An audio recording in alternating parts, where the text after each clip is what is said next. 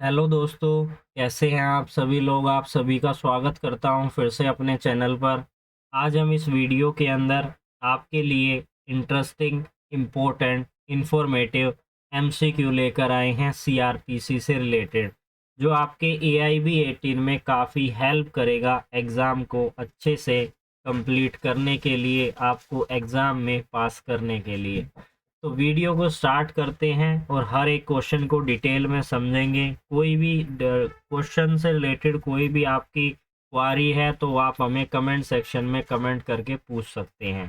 तो स्टार्ट करते हैं। सबसे पहला क्वेश्चन क्या कह रहा है कि which of the following section of CrPC mandate that the three offense of the same kind within a year may be charged together। यानी कि ये क्वेश्चन ये कह रहा है सिंपली कि अगर आपने एक साल के अंदर 3 ऑफेंस कर दिए हैं तो क्या उन तीनों ऑफेंस को एक साथ ट्राई किया जा सकता है, और किया जा सकता है तो किस सेक्शन के अंदर इस तरीके के ऑफेंस को ट्राई किया जाएगा। पहला ऑप्शन क्या कह रहा है, सेक्शन नंबर 218 सीआरपीसी का। सेकंड ऑप्शन कह रहा है 219 सीआरपीसी का। सेक्शन नंबर 220 सीआरपीसी का थर्ड ऑप्शन। फोर्थ ऑप्शन कह रहा है सेक्शन नंबर 221 सीआरपीसी का। और मैं ये भी कहना चाहता हूँ, जिस भी कैंडिडेट को इंग्लिश में किसी भी क्वेश्चन को समझने में कोई दिक्कत आ रही है, उसे वो हिंदी में ट्रांसलेट मैंने यहाँ पर किया है। इसको भी आप एक बारी पढ़कर देख लीजिए, या मैं आपको ये भी पढ़कर बता देता हूँ ताकि आपको कोई भी प्रॉब्लम ना हो, किसी भी तरीके की समस्या ना हो। निम्नलिखित में से सीआरपीसी की कौन सी धारा है। यह आदेश दिया गया है कि 1 वर्ष के भीतर एक ही प्रकार के 3 अपराध पर एक साथ आरोप लगाया जा सकता है। किस धारा के अंदर लगाया जा सकता है? तो इसका सही जवाब है हमारा सेकंड ऑप्शन, यानी कि 219 सीआरपीसी में यह बात कही गई है। साथ ही मैं ये भी कहना चाहता हूँ, अगर आपको किसी भी क्वेश्चन में किसी भी तरीके की कंफ्यूजन होती है, दोबारा से आप हमें कमेंट सेक्शन में कमेंट जरूर कीजिएगा। बात करें अगले क्वेश्चन के बारे में, under which of the following provision of the CrPC can accused file a written statement in support of his defence. यानी कि सिंपली ये कह रहा है कि जब हम सिविल केसेस के बारे में बात करते हैं तो सिविल केसेस किस तरीके से फाइल होते हैं। सबसे पहले प्लांट फाइल की जाती है, उसके बाद डिफेंडेंट जो होता है वो उसका रिप्लाई करता है, जिसे हम रिटर्न स्टेटमेंट कहते हैं। क्या क्रिमिनल लॉ के अंदर भी कुछ ऐसा है? और ऐसा है तो सीआरपीसी में किस सेक्शन में यह बात कही गई है, ये हमारा क्वेश्चन है। पहला ऑप्शन क्या कहता है, सेक्शन 230 के सब सेक्शन 2 में। सेकंड ऑप्शन कहता है सेक्शन 231 के सब सेक्शन 2 की। थर्ड ऑप्शन कहता है section 232 sub section 2। Fourth option कहता है 233 सेक्शन 233 सब सेक्शन 2। अब हिंदी वाले स्टूडेंट्स के लिए पढ़ देते हैं। सीआरपीसी के निम्नलिखित में से किस प्रावधान के तहत क्या अभियुक्त अपने बचाव के समर्थन में लिखित बयान दाखिल कर सकता है, और कर सकता है तो किस सेक्शन के अंदर वो कर सकता है? तो इसका जो सही जवाब है वो है हमारा फोर्थ ऑप्शन, यानी कि सेक्शन 233 सब सेक्शन 2 233 के उपधारा 2 में क्लोज 2 में यह बात कही गई है। बात करें अगले इंपॉर्टेंट क्वेश्चन के बारे में, क्या कह रहा है इसको समझते हैं कि which of the following section of the CrPC authorize a magistrate to award compensation for acquisition without reasonable doubt. इस सेक्शन में यह बात कही गई है। Section number 248 of CrPC, section number 249 of CrPC, section number 250 of CrPC, section number 251 of CrPC. तो इसका जो सही जवाब है वो है हमारा थर्ड ऑप्शन। हिंदी वाले स्टूडेंट्स के लिए पढ़ देते हैं। निम्नलिखित में से सीआरपीसी की कौन सी धारा है कि किसी भी मजिस्ट्रेट को उचित संदेह के बिना आरोप के लिए मुआवजा देने के लिए अधिकृत कर सकते हैं। तो इसका जो सही जवाब है वो है हमारा सेक्शन 250 सीआरपीसी का।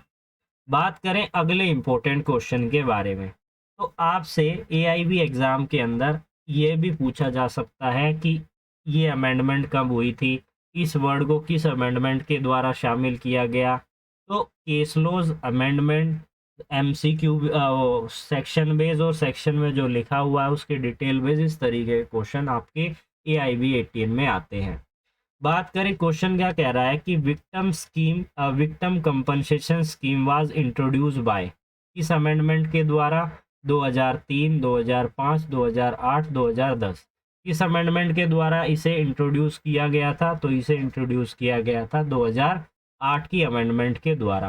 पीड़ित मुआवजा योजना जो है इसके द्वारा CRPC के अमेंडमेंट यानी कि संशोधन नंबर 2008 के द्वारा इसे शामिल किया गया था, शुरू किया गया था, इंसर्ट किया गया था।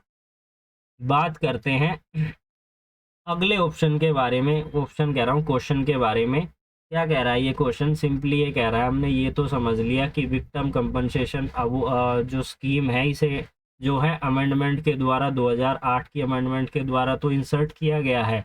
अब CRPC में हमारा कौन सा सेक्शन है जो इस बारे में बात करता है? तो पहला ऑप्शन है सेक्शन नंबर 357, सेकंड ऑप्शन है section number 357 capital A, third option है section number 232 subsection 2, fourth option है सेक्शन नंबर 233 सबसेक्शन 2।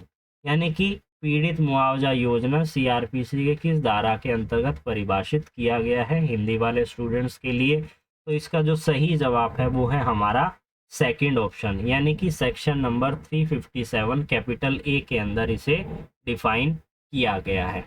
बात करते हैं अगले इंपॉर्टेंट क्वेश्चन के बारे में। क्या कह रहा है? Classification of a summon case और वारंट केस, इन सभी ऑप्शंस में से कौन सा ऑप्शन रिलेट कर रहा है? पहला ऑप्शन कह रहा है is useful to determine the trial procedure to be adopted. Second option कह रहा है is use to be determine the investigation proceeding to be adopted.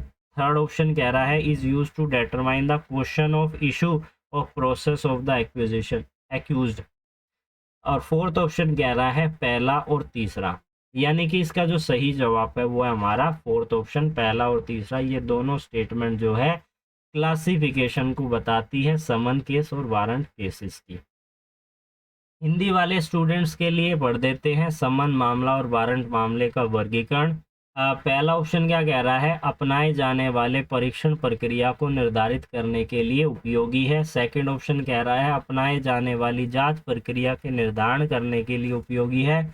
Third option कह रहा है अभियुक्त को प्रक्रिया जारी करने के प्रश्न का निर्णय करने के लिए उपयोगी है। यानी कि इसका फोर्थ ऑप्शन जो है बिल्कुल सही जवाब है। बात करते हैं अगले इंपॉर्टेंट क्वेश्चन के बारे में। क्या कह रहा है इसको भी समझ लेते हैं कि it is mandatory to the police officer to inform the police person arrested the ground of arrest and right to bail if the offense is non bailable under। यानी सिंपली ये क्वेश्चन क्या कह रहा है? ये क्वेश्चन यही कह रहा है कि अगर किसी भी पर्सन को अरेस्ट किया जाता है पुलिस ऑफिसर के द्वारा और उसे अरेस्ट करने के दौरान उसको यह बताया जाएगा कि उसके पास राइट टू बेल है और क्या ग्राउंड है उसे अरेस्ट करने का, उसके बारे में भी उसे इन्फॉर्म किया जाएगा कि किस धारा के अंदर किस ऑफेंस के लिए आपको जो है अरेस्ट किया जा रहा है। तो ये हमारा CRPC किस सेक्शन में इसके बारे में बात की गई है? Section number 49 of CRPC, section number 50 of CRPC, section number 51 of CRPC, section number 52 of CRPC। तो इसका जो सही जवाब है वो है हमारा second option, section number 50 of CRPC। बात करते हैं हिंदी वाले स्टूडेंट्स के लिए, तो उनके लिए पढ़ देते हैं। एक पुलिस अधिकारी के लिए गिरफ्तार किए गए व्यक्ति गिरफ्तारी का अधिकार और यदि अपराध गैर जमानती है तो जमानत के अधिकार के बारे में सूचित करना अनिवार्य है। और किस धारा के अंदर अनिवार्य है? धारा नंबर 50 के अंदर। किसकी? CRPC की। बात करते हैं अगले इंपॉर्टेंट क्वेश्चन के बारे में। ये क्या कह रहा है इसको भी समझ लेते हैं। Attachment of the property of person absconded. Absconded का मतलब को तो आपको पता ही होगा, यानी कि भगोड़ा। कोई भी व्यक्ति जब भाग जाता है उसे एब्सकॉन्ड हम कहते हैं, भगोड़ा हो गया है। अब उसकी प्रॉपर्टी को अटैच करना, इन ऑप्शंस के अनुसार कौन सा ऑप्शन सही है इसको पढ़ते हैं। पहला ऑप्शन कह रहा है can only be issue after the publication of proclamation under section 82 of CRPC। यानी कि पब्लिकेशन करने के बाद इशू किया जाएगा अंडर सेक्शन 82। बात करें अगले ऑप्शन के बारे में, can only be issue before the publication of the proclamation under section 82 of CrPC. Third option कह रहा है can only be issue simultaneously with the issue of proclamation under section 82 of CrPC. और fourth option कह रहा है यह सभी। जब हम बात करते हैं अटैचमेंट ऑफ प्रॉपर्टी की, किसी भी पर्सन की जो एब्सकॉन्ड हो गया है, तो उसकी प्रॉपर्टी को साइमल्टेनियसली जो है अटैच किया जाएगा। अब इससे रिलेटेड हमारी सेक्शन 83 भी है जो काफ़ी इम्पोर्टेंट है। ये दोनों ही सेक्शन काफ़ी इम्पोर्टेंट है, इसको आप डीपली एक बार रीड कीजिएगा, समझिएगा किस किस तरीके के क्वेश्चन इस पर बन रहे हैं। और इस पर जो है आपको क्वेश्चन पूछा ही जाता है। हिंदी वाले स्टूडेंट्स के लिए पढ़ देते हैं।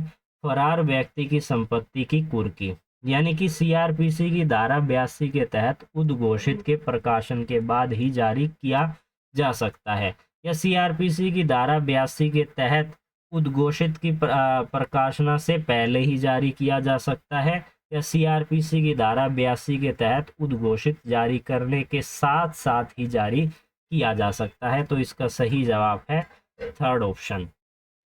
Third option. बात करें अगले इंपॉर्टेंट क्वेश्चन के बारे में, ये क्या कह रहा है इसको भी समझ लेते हैं।